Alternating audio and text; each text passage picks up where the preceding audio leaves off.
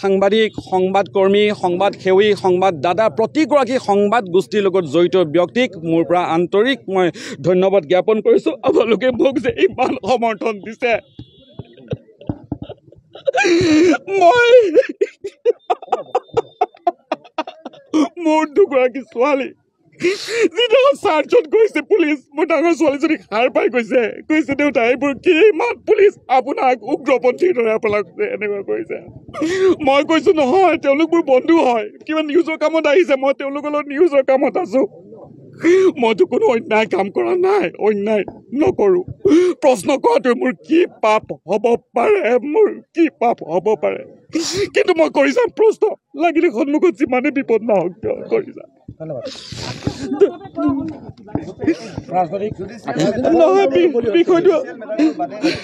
বিষয়টো পিছত মোৰ অধিবক্তাই আপোনালোকৰ লগত ব্যক্ত কৰিব কিন্তু মই আপোনালোকক ক'ব খোজোঁ মই সত্যৰ পথত আছোঁ এয়া আনকি মই নাজানো কিয় মানুহে মোক ইমান মৰম চেনেহ দিয়ে জেলৰ ভিতৰত মোক গামোচা পিন্ধাই তেওঁলোকে মোক বাহিৰলৈ পঠিয়াইছে আপোনালোক চবকে মই ধন্যবাদ জ্ঞাপন কৰিছোঁ আপোনালোকক ধন্যবাদ কৰা ভাষা নাই সকলো মোৰ বন্ধু সকলো সংবাদকৰ্মীক সাংবাদিক সংবাদ সেৱী সংবাদদাতা যিসকল সকলো সংবাদ গোষ্ঠীৰ লগত জড়িত প্ৰতিগৰাকী সম্পাদক প্ৰতিগৰাকী মালিক গোষ্ঠীৰ প্ৰতিগৰাকী মেনেজমেণ্টৰ প্ৰতিগৰাকী লোক সকলোকে মই মোৰ ধন্যবাদ আন্তৰিক ধন্যবাদ জ্ঞাপন কৰিছোঁ লগতে প্ৰতিগৰাকী অধিবক্তাক ধন্যবাদ জ্ঞাপন কৰিছোঁ লগতে নাগৰিক সমাজৰ প্ৰতিগৰাকী লোক শিল্পীসকলৰ প্ৰতিগৰাকী শিল্পীক যি শিল্পীসকলে মোৰ কাৰণে থিয় দিছে প্ৰতিগৰাকীক মই অন্তৰৰ পৰা ধন্যবাদ জ্ঞাপন কৰিছোঁ আপোনালোকৰ মোৰ ওপৰত বিশ্বাস আছিল সেই বিশ্বাস মই অটুট ৰাখিম প্ৰশ্ন কৰাই হ'ল মোৰ কাম আৰু তাতে সেই প্ৰশ্ন কৰিব পাৰোঁ আমি আৰু সেইখিনি প্ৰশ্ন কৰি যাম আপোনালোকে দেখা পাই থাকিব যে প্ৰশ্ন নকৰাকৈ লাগিলে সন্মুখত আৰু যিমান বিপদ নাহক কিয় প্ৰশ্ন কৰি যাম সততাৰে প্ৰশ্ন আগবঢ়াই থৈ যাম আৰক্ষীয়ে অভিযান চলাই প্ৰায় 53খন তেওঁলোকে নথি লাভ কৰিছে এতিয়া নথি বুলি ক'লে বহুত কিবা কিবি আহি যায় ধৰি লওক তাতে কি নথি 53খন নথি আৰক্ষীয়ে মোৰ স্কুল চাৰ্টিফিকেটৰ পৰা আৰম্ভ কৰি LLB চাৰ্টিফিকেট এতিয়া LLB হয়তো ভাবিছিল চাগে LLB এনেকুৱা হ'ব পাৰে নেকি যে কিবা হেৰিত কিন্তু সকলোৱে জানে সেই সময়ত মই DY36 আছিলোঁ ৰাতি মই ডিউটি কৰোঁ গধূলি ডিউটি কৰোঁ দিনৰ ভাগত মই কলেজ কৰোঁ তেনেকুৱা মই LLB কৰিছোঁ LLB চৰ্চা মই এতিয়াও ৰাখোঁ মই দ্বিতীয় বৰ্ষৰ পাছত মই LLB চৰ্চা ল চৰ্চাটো ৰাখোঁ আৰু সেইবোৰ চাৰ্টিফিকেট তেওঁলোকে ল'লে উৱলি যোৱা ATM কাৰ্ড সেইখিনিও আৰক্ষীৰ জিম্মাত গ'ল মোৰ লেপটপটো আৰক্ষীৰ জিম্মাত গ'ল মোৰ মোবাইলটো তেওঁলোকে জিম্মাত ল'লে এই ধৰণৰ যিবোৰ নথি পত্ৰ আৰু এইখিনি আৰক্ষীয়ে তাতে ল'লে আৰু মোৰ পাছপৰ্টখন আপোনালোকে সকলোৱে জানে এইটো কথা মই কৈ দিওঁ পাছপৰ্টখন মই দুবাৰ বিদেশ ভ্ৰমণ কৰিছোঁ দুবাৰ বিদেশ ভ্ৰমণ এবাৰ মোৰ মা যিহেতু 80 বছৰ ওপৰ হৈ গ'ল তেওঁ অকলে কেতিয়াও ক'তো যাব নোৱাৰে মাক লৈ পেলাই এবাৰ হজত গৈছিলোঁ আৰু হজৰ পৰা মই প্ৰথমবাৰৰ বাবে চাগে মই নিউজ কৰিছিলোঁ এনেকুৱা অসমৰ ৰাইজৰ কাৰণে আৰু দ্বিতীয়বাৰ মই গৈছোঁ শ্যামকানু মহন্তদাৰ থাইলেণ্ডত তেওঁ নৰ্থ ইষ্ট ফেষ্টিভেল তেওঁ পাতিছিল তেওঁৰ নৰ্থ ইষ্ট ফেষ্টিভেলত যাবৰ কাৰণে সুবিধা পাইছিলোঁ এই দুবাৰে মই বিদেশ ভ্ৰমণ কৰিছিলোঁ মোৰ পাছপৰ্টখনৰ অৱশ্যে ম্যাদ উকলিছে সেইখনো তেওঁলোকে জব্দ কৰিছে প্ৰথম কথাটো হ'ল মই ব্যৱসায়ত নাই গাড়ী দুখন আছে মোৰ আপোনালোকে জানে আমাৰ যেহেতু আমি ষ্টাফ হয় গগৰাচিলৰ ষ্টাফ আছিলোঁ PPF একাউণ্ট আছিল PF একাউণ্ট আছিল PPF আৰু PF একাউণ্ট ভাঙি মেলি মাত্ৰ 10% পইচাৰে দি পেলাই সম্পূৰ্ণ লোন লৈ মোৰ দুগৰাকী ছোৱালীৰ ভৱিষ্যতৰ কাৰণে আৰু মোৰ এটা লাইফ ইঞ্চুৰেঞ্চ আছিল সেই লাইফ ইঞ্চুৰেঞ্চো মই ভাঙি দিছিলোঁ গোটেই এইখিনি পইচাৰে মই গাড়ী দুখন কিনিছিলোঁ ভাবিছিলোঁ চাগে কিবা লাভ হ'ব তাৰপিছত দেখিছোঁ নাই এইবোৰ একো নাই এনেই মিছা কথা এইবোৰ কোনো হেৰি নহয় আমাৰ নিচিনা সাংবাদিকৰ কাৰণে ব্যৱসায় কেতিয়াও হ'ব নোৱাৰে দ্বিতীয় কথাটো হ'ল এখন হেৰি আছিল কি কয় দোকান এখনৰ কথা ওলাই আছে এই দোকানখন মিছেছে যিহেতু তেওঁ জানে আপোনালোকে মোৰ মিছেছ হাউচ ৱাইফ আপোনালোকে জানি মই কোৱা নাই আচলতে লাজৰ কথা এইবোৰ কথা কেনেকৈ ক'ম তেওঁ ঘৰটো গম নাপায় তেওঁৰ বিয়াৰ যি গহনা জুৰুডৰ বেংক অফ বৰোদাত সেই বিয়াৰ গহনা তেওঁ বন্ধকত থৈ তাৰ পৰা 2.5 লাখ টকা লৈ আপোনালোকে পুৰা ৰেকৰ্ড আছে আপোনালোকে হেৰি কৰিব এই বিয়াৰ টকা বন্ধকত থৈ মই ক'বলৈ তেওঁ ঘৰটো গম নাপায় আজি মই সংবাদ মাধ্যমখন ৰাজহুৱা কৰি দিছোঁ কাৰণ এইবোৰ বেয়া দেখি বন্ধকত থৈ তেওঁ কৈছে তেওঁ কাপোৰৰ দোকান এখন চখ আছে তেওঁ ঘৰত থাকি কেতিয়াবা বৰ হৈ ল'ৰা ছোৱালী স্কুল যোৱাৰ পাছত তেওঁ কি কৰিব আৰু ময়ো ভাল পাইছোঁ এগৰাকী মহিলা সেইটো কাম কৰিব লাগে গতিকে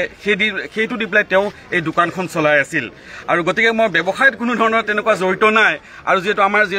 আমাৰ গোটেই ছোৱালী দুজনীৰ কাৰণে যদি মই কিবা এটা কৰিব খুজিছিলোঁ এই সম্পূৰ্ণৰূপে সততা আৰু নৈতিক নিষ্ঠাৰে মই ভাবোঁ তাতে বৰ বেছি আপত্তি কৰিব লগা নাই যদি তাৰ পিছতো আপত্তি যদি হয় তেতিয়াহ'লে মই আৰু সেইবোৰ ক্ষেত্ৰত ঘৰটো মোৰ নহয় ঘৰটো মোৰ এইকাৰণে নহয় এইটো পৈতৃক সম্পত্তি এই ঘৰটো মোৰ নহয় পৈতৃক সম্পত্তিৰ ঘৰ আছিল সেইটো তাৰ পাছত যেতিয়া ভাই ককাইবোৰ আমাৰ বেলেগ বেলেগ হৈ গ'ল মোৰ ফালে ছাইডত আছাম টাইপৰ ঘৰ এটা মোৰ হেৰিত পৰিছে কিন্তু যিহেতু কৰ্মব্যস্ততাৰ পৰা মই ঘৰত যাবও নোৱাৰোঁ বহুত দিন হৈছে সেইটো যোগাযোগ নাই আৰু সেই ঘৰটো মোৰ নহয় পৈতৃক সম্পত্তিৰ ঘৰ সেইটো আমাৰ বেলেগ এজন ককায়েকৰ নামত সেইটো পৰিছে আৰু বহুত দিনৰ পুৰণা ঘৰ অলপ ৰং কৰি লোৱা হৈছিল সেইখিনি চাগে চিকিমিকাই আছে আৰু সেইটো চকুত পৰিছে এইখিনি কথা অসমৰ ৰাইজে জনা ভাল আৰু কোনো লুকাই মেলি চুৰ চামাক কৰি ক'তো একো কৰা নাই সততাৰে কৰিছোঁ কাৰণে ফেচবুকত মই দিছোঁ আৰু মোৰ ফেচবুকৰ পৰাই তেওঁলোকে এইখিনি লৈছে আৰু মই আৰু এটা বস্তু কওঁ আমাৰ প্ৰতিগৰাকী সাংবাদিক তেওঁলোক অলপ স্বাধীন হ'ব লাগে অৰ্থনৈতিকভাৱে স্বাধীন হ'ব লাগে আপুনি যেতিয়া অৰ্থনৈতিকভাৱে স্বাধীন হ'ব তেতিয়াহ'লে আপুনি আৰু বেছি শক্তিৰে আগবাঢ়ি যাব পাৰিব প্ৰতিগৰাকী সাংবাদিক ফাইনেন্সিয়েল চাউণ্ড হ'বই লাগে কিয় হ'ব নালাগে সাংবাদিকসকল মই সকলোকে মই সদায় পালে কওঁ আৰু মানে স্বাধীন হ'ব লাগে সাংবাদিকসকল অৰ্থনৈতিকভাৱে কিন্তু যিখিনি কথা এনেকুৱা ধৰণৰ ওলাইছে 6খন 7খন গাড়ী তেনেকুৱা 6খন 7খন গাড়ী নহয় বহু বছৰ আগতে মই কৈছোঁ ইতিমধ্যে PPF একাউণ্টটো ভাঙি দিছোঁ PFৰ পৰা যিটো পইচাখিনি পাওঁ আমি যেতিয়া চাকৰি এটা বাদ দিওঁ কোনোবা এটা হেৰি ডাঙৰ প্ৰতিষ্ঠানৰ পৰা DYৰ পৰা যেতিয়া বাদ দিছিলোঁ ভাল পইচা এটা পাইছিলোঁ আৰু লোনৰ কথাটো মই কৈছোঁ আৰু এইখিনি কথা গোটেইখিনি কথা কি কয় ইনকাম টেক্স ফাইলত উল্লেখ আছে তাতে একো উল্লেখ নথাকে নাই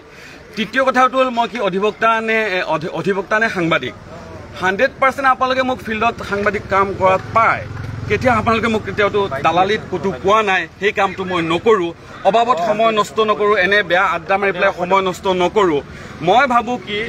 যিহেতু ডিউটি কৰাৰ পাছত আমাৰ 8 ঘণ্টা সময় ডিউটি থাকে যদিও আমি মেণ্টেলি 24/7 আমি থাকোঁ সেই ডিউটি কৰাৰ পাছত যিখিনি সময় পাওঁ সেইখিনি যদি মই কিতাপ যদি পঢ়োঁ সেইখিনি যদি মই চৰ্চা কৰোঁ দুটামান কথা মানে জানিব পাৰোঁ চিনিয়ৰ লগত যদি অকণমান সহায় কৰি দিব পাৰোঁ তেতিয়াহ'লে এইটো আমাৰ কাৰণে সহায়ক নহ'ব নেকি আৰু সেইটো কিবা আপত্তি থাকিব লাগে নেকি সুপ্ৰিম কোৰ্টে সেই বস্তুটো এতিয়াও বেন কৰা নাই সেই বস্তুটো যে এজন সাংবাদিকে হেৰি কৰিব নোৱাৰে আমাৰ আন ছেটেলাইট চেনেলতো আমাৰ কেইবাগৰাকী সাংবাদিক অধিবক্তা সাংবাদিক আছে তেওঁলোকে কৰে আৰু মই ভাবোঁ আৰু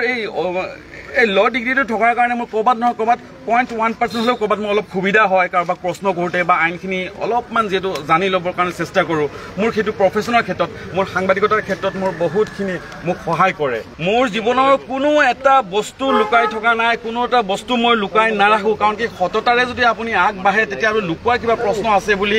মই নাভাবোঁ আৰু এইখিনিৰ পৰা মই 2 পইচা পোৱা নাই চৰকাৰে যিমানখিনি পইচা পাইছে এইখিনিৰ পৰা চৰকাৰে যিমানখিনি চৰকাৰে টেক্সৰ ওপৰত টেক্স ফাইনৰ ওপৰত ফাইন এইখিনি সোমোৱাৰ কাৰণে এইখিনি মই গম পাইছোঁ গতিকে আমাৰ সাংবাদিকসকলে এইবোৰ ব্যৱসায় কৰিব নোৱাৰেও আৰু সেইটো আৰু বেলেগ ধৰণৰ মানুহৰ কামত সোমাই পেলাইহে গম পাইছোঁ এইবোৰ বস্তু গতিকে মই সেইটোত নাই